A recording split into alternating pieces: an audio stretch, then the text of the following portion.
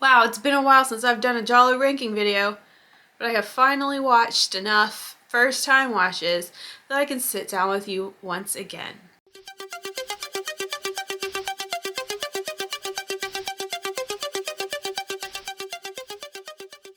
If this is your first time watching one of my videos, just please note this is the 5th one.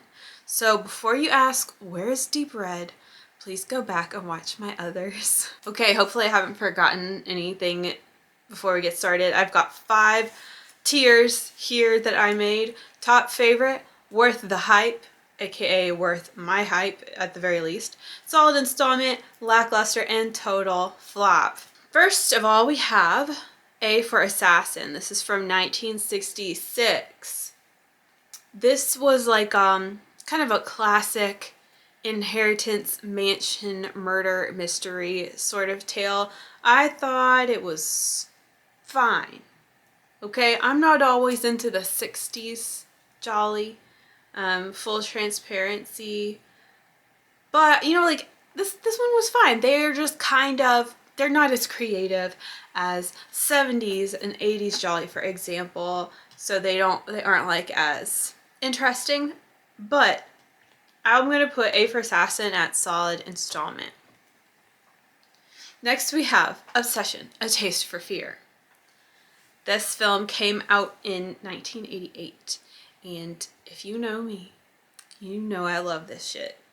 This is a crazy, weird, futuristic, psychedelic, bizarre giallo, but it's great. I freaking love it. It needs a very proper release, so I just keep putting that out into the universe. So I'm putting Obsession as a top favorite. I've also done a whole review of this movie. I will link it above. Next up we have Autopsy from 1975. This is starring Mimsy Farmer, and she's great in this film. I love this movie. I thought it was awesome. I tend to overlook the flaws that it has, but I think it was just really like gritty, dark, sweaty, disturbing. Yeah, it was like genuinely chilling at times. It was a blast. So I'm gonna put Autopsy up here again at top favorite. Okay, next we have Crazy Desires of a Murderer from 1977. This is, obviously a lot of these here are not considered top tier gialli by the majority. These are more like the forgotten, overlooked, more obscure ones a lot of the times here in this chunk. Crazy Desires of a Murderer being one, and it was recently released on Shudder. I think it might be on Tubi as well, so it's become more accessible for people who are exploring the genre like me. I liked it. I liked it. It's weird. It's one of those movies where after you watch it, like you find yourself missing it and wanting to come back to it. That is how I feel about Crazy Desires of a Murderer. I also think it is really noteworthy how sleazy the movie is. It's quite an erotic film and doesn't really get mentioned when people are discussing like the dirtiest gialli they've seen. This is definitely a very dirty one. It takes place in a castle, you know, it's got some nice gothic themes. I liked Crazy Desires for Murder, and I would like to watch it again. I'm going to put it in worth the hype. And again, I don't necessarily mean to imply this is hyped up by others. Sometimes it is, sometimes it's not, but again, it's hyped up by me. So I'm calling it worth the hype. Next, we have Delirium, Photo of Joya. 1987. Again, if you've been on this channel, you already know I love this movie. I've watched it so many times already. I think about it all the time. It is so good. I really don't mean to like these 80s gialli so often. I never go in expecting to, but they always end up surprising me. And yes, I know they're kind of, a lot of times they're stepping out of the standards, I guess you could say, they usually are just so fun and so glam, and I love this one because it It's so glamorous and also so bizarre and weird, and Serena Grande is just an angel. Delirium Foot of Joya is way up high. Okay, next is A Dragonfly for Each Corpse from 1975. I believe this is like a Spanish movie, or maybe Spanish/Italian movie, so some people may not consider this to be on the official list of Gialli, but whatever. I liked this movie a lot. It has Paul Naschy and Erica Blanc in it. It's just fun. Like, I guess I would just call this a solid installment. Okay, next we have Four Flies on Grey Velvet from 1971. This is one of the more popular Gialli. This is an Argento film, and I'm trying to think of what I would do with this movie. I really like it. I think I like it more than a lot of people do. I mean, I like it more than Deep Red, for example. I don't think I would have put it in top favorites. I think I'm going to put it in worth the hype, but it's great. Again, with Mimsy Farmer. I love the cast, and I love the interesting characters, and I love the humor that gets incorporated, and we get a lot of the like brown 70s vibes here. Yeah, it's a good movie. It's a good movie. If you haven't seen it, you should take the time to do so. Next, we have The French Sex Murders from 1972. This is one that the title is like, that sounds awesome. It's hilarious. It's a hilarious title. This is a movie that makes a lot of people mad because they think it is really, really bad. I didn't think it was that bad. Like, I thought it was a little sloppy, but I had a lot of fun with it. A large part of that could be the cast. We have folks like Anita Ekberg and Barbara Boucher in the film. I enjoyed it. I'm gonna call it a solid installment. But I hear that some people actually take film recommendations from these videos. So just be warned that a lot of people hate The French Sex Murders. Okay. Next is 9 Guests for a Crime, which my brain keeps thinking I'm talking about The Killer Reserved 9 Seats. This is 9 Guests for a Crime. This is from 1977, and it is a seaside giallo. It's one of those, like, a group of people gathered in a castle for the weekend or whatever. It's one of those movies, but it's also on the seaside. It's really lovely. It's a fun watch. It's just kind of like a run-of-the-mill giallo without, like, you know, it's that ensemble of characters without anyone that you particularly care about or know very well. But I liked the overall story and I liked the setting, so I think I'm going to call it a solid installment. Next we have Stendhal Syndrome from 1996, and this is an Argento film. Okay, I've talked about this film recently, but I watched it with Sweet and Spooky live. We did a watch along on her channel, and watched this without knowing anything about it. And I gotta say, like, you should not trust my opinion on this movie because a lot of people love the movie and like have really deep, intelligent things to say about it. But we were very off-put by the horrible assault scene near the beginning. And from that point on, we just sort of detached from the movie. Plus, we were having so much fun talking with each other and talking in the chat because this was a live stream. So we just like didn't really watch the movie. But if you like terrible assault movies, this one's for you. Total flop. Okay. Next is the flower with the petals of steel, aka The Flower with the Deadly Sting from 1973. I just did a full review on this movie, or rather a roast of this movie a few videos back. As much as you would want this to be good, because it has Carol Baker and Pilar Velázquez in it. It sucked. But it was kind of funny, so I kind of want to put it in lackluster instead of total flop, because it's like, it makes you wonder if you're going crazy. Like, who let this movie happen, right? So I think for entertainment's sake, I'll put it in lackluster instead of total flop. Next, we have Killer Nun from 1979, another Anita Ekberg film. and sort of like a nunsploitation giallo. This was very fun. It was a little more subtle, I would say, than the title would imply, but this was a great watch. And just kind of a lovable film to welcome into the genre, being that it's a bit of a different angle, having the nuns and everything like that. But yeah, I like this one a lot. I would rewatch this. Should I say solid installment or worth the hype? I think I'm gonna say worth the hype. She's awesome. Next, we have The Killer is One of 13 from 1973. Another one that was released onto Shudder last year, and again, I think Tubi. This is another one of those very traditional group of friends gathered in a mansion or a castle, and people start getting killed, you know, like a lot of the ones on this list.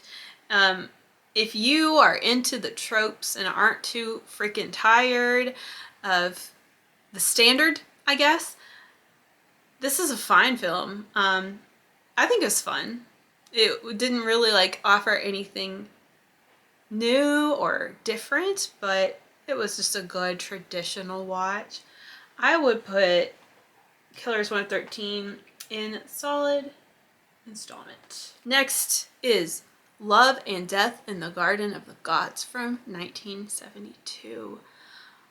This is an Erica Blanc movie, and I watched this in a watch party. So I was not paying the closest attention because it had subtitles and we were trying to chat in the watch party. But it was like, what I really remember is it was sort of a perplexing mystery, and we are just in this very lush, beautiful, natural setting here. And I don't know why nobody talks about it. I'm kind of like teetering between lackluster and solid installment, but I feel like it doesn't deserve to get put in lackluster because I wasn't paying full attention the whole time. Which I hate to confess that, because when I'm doing a first time watch, I normally really like to be all in it because I go back and review all of these, you know. By the way, you should check out my Letterboxd because I review all first time watches. Anyway, that was a long sentence. I think I will just put it in solid installment because I don't want to punish it for me not paying full attention for my first watch. Next is Murder Clinic from 1966. Shout out to The Count on our Discord for picking this for a watch party. I loved it. I thought it was just like, again, I don't put too much stock into the 60s gialli, but this really impressed me for its era. It was a nice, fun, gothic time. Oh, visually gorgeous, very like Bava-esque. I think I'll just put it here and worth the hype. Next, we have Murder Mansion from 1972. People say this one is kind of boring. It's not the wildest, but I will say it has incredible atmosphere and awesome performances and some familiar faces from the genre. So I enjoyed this watch, and I'm going to put it here in solid installment. Night of Violence from 1965. Again, an early giallo. Not getting too crazy. This is a black and white one too, I believe. It's actually not bad. The killer and the mystery and everything were really cool. Characters were just kind of flat pawns, you know, nothing really to speak of in terms of the characters. But the overall story was good. Yeah, I'm gonna have to say it's a solid installment because it definitely is worth watching. Not just for the completionist, but also for someone who just wants a good helping, or someone who prefers early or traditional style gialli. Ooh, next is Rings of Fear. Is that what it's called? AKA Enigma Roso. Roso. I hope I'm talking about the right movie here. This is the third movie in the Schoolgirls in Peril trilogy. The one with Fabio Testi in it. I feel like I've already ranked this, but maybe not. Anyway, because I love What Have You Done to Solange and What Have They Done to Your Daughters, I really, I looked for this film for a long time and really wanted it to be good. The stakes were high. All right. Well, I am pleased to report that it was a great movie. I loved it. I love Fabio in Giallo, but I guess he was only in 3, so that really sucks. But this was great. And one of the best kills. One of the most memorable kills in this movie, for sure. I really want to watch it again. I'm going to put it in top favorite, and this is Rings of Fear, aka Enigma Roso. The Sweet Body of Deborah from 1968. Carroll Baker, Luigi Pistilli, and George Hilton. Now I know Carroll has been in some really terrible Gialli, but thankfully this one is a banger. The setting is great. Oh, and Jean Sorel. I'm sorry. Jean Sorel. Whoops. Didn't shout him out. This is a blast. It's beautiful. The mystery is fun and confusing, and it all like makes a fair amount of sense at the end. So it's just a satisfying watch with great music. So Sweet Body of Deborah just goes up in top favorite. Next is The Monster of London City, aka Das Ungeheuer von London City, a German, I guess, precursor to the Giallo, which I'm not mad at. I'm not like itching to go watch it again, but I'm not mad at it. Similar to a lot of the 60s ones who are landing here in solid installment. A White Dress for Mariale from 1972. Evelyn Stewart, Ivan Rasimov, Luigi Pistilli. Castle, group of friends in Castle. Kind of standard in a lot of ways, but, and you know, here I am saying that a lot of these Gialli don't get creative, but this one got creative in a way that I was just not into. I was not enjoying it. It was just bizarre and weird and not cute. It wasn't cute, you know? I was not too impressed with this movie. So I'm going to put it in lackluster. And like I said in a recent what I watched recap, I wouldn't say don't watch this, okay? But I would save it for later in your journey, for when you are more familiar with the actors in the film. Because it's fun enough to watch to see the actors you know and love. But that's, as I said, the main draw of this film. Okay, we're getting to the last two. We got Nothing Underneath from 1985. Again, we're in the 80s, I'm sorry. This was so good. Why is nobody talking about this movie? It is so fun. It's in Milan, a lot of models getting killed with scissors, and the mystery itself is like, what the heck is going on? But the ending, like when the ending reveal is finally revealed, you're like, okay, I could see it. It works. It wasn't too much of a stretch, but it is that sort of 80s goofiness. It crosses over with just like a general 80s slasher a lot of times, but we get really beautiful people, and it's just kind of a fun movie. Like, you have to have a sense of humor with it. Oh, I haven't thought about where I'm actually going to put this. I think I'm going to put it in Worth the Hype. I don't know. It might be a top favorite, but for now I'm going to put it in Worth the Hype. And we're going to finish things off with Too Beautiful to Die from 1988. I just watched this the other day. I bought it in a set with Nothing Underneath because they're very complementary to each other. Now, this is also got a bunch of models and the dark underbelly of modeling. While I would say the characters aren't really given much depth, and the audience wasn't really like, they just kind of threw us in, and it took a while for me to get to know the people and everything. Visually, this whole film is shot like a music video. It is shot very artistically. It reminded me of Fatal Frames a lot because it just gets really surreal. We got a lot of fog machines, and we're also like, there are a lot of music video scenes, so it's kind of like blurring the lines between music video and reality, and it's just really gorgeous. Such a fun movie, like genuinely real tension, Like, great kills. This one, I think I like it more than Nothing Underneath. So I'm gonna put Too Beautiful to Die here in top favorite. Oh my god, I've talked so much. So we have ranked another set of gialli. Let me just run through everything once more just to reiterate. In top favorite, we have Obsession, A Taste for Fear, Autopsy, Delirium, Photo of Joya, Enigma Roso, Sweet Body of Deborah, and Too Beautiful to Die. Now those, I don't want to, these aren't recommendations, okay, because I have weird and particular taste. Sometimes I'm shallow. If a film is beautiful to look at, I might put it in top favorite, okay? Anyway, Worth the Hype, Crazy Desires of a Murderer, Four Flies on Grey Velvet, Killer Nun, Murder Clinic, and Nothing Underneath. First solid installment, A for Assassin, A Dragonfly for Each Corpse, The French Sex Murders, 9 Guests for a Crime, The Killer is One of 13, Love and Death in the Garden of the Gods, Murder Mansion, Night of Violence, and The Monster of London City.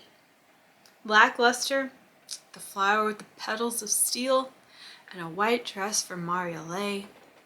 And then for our total flop, we got The Stendhal Syndrome. As always, this is a safe place to disagree with me, or, you know, if you feel like you gotta defend a movie, you can let it out down below. Follow me on Letterboxd if you want. And I hope you enjoyed this. I think it's been a year. It took a year for me to watch 23 Gialli because I'm watching a bunch of other stuff too.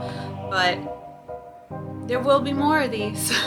So feel free to check back. And until then, ciao.